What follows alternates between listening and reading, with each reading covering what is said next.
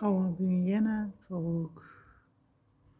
Yine meydalab kar yağıyordur Xorazm'de. Azam bilen turup, vallahi uzatıp, bir qatar uylarimizni yig'ishtirib, hamma yerni uburga qilib,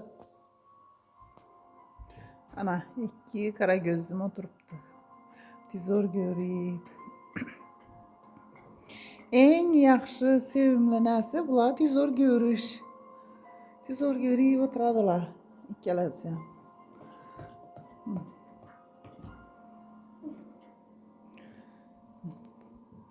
Uylarni yig'ishtirib. Şimdi bu yamanı. Şimdi bu şimdi. Bugün non etamiz. Xudo xolasa. Kechdan sizlarga boracakmiz. Behuba nera boracakmiz? Anamlara. Qaysi ananglari? Sapura. Kechdan. Biloliddin maktabga boradi. Uyda Behuba kalan. bog'chaga boradi. Ne evde kalmıştan ve gelen sen yapma.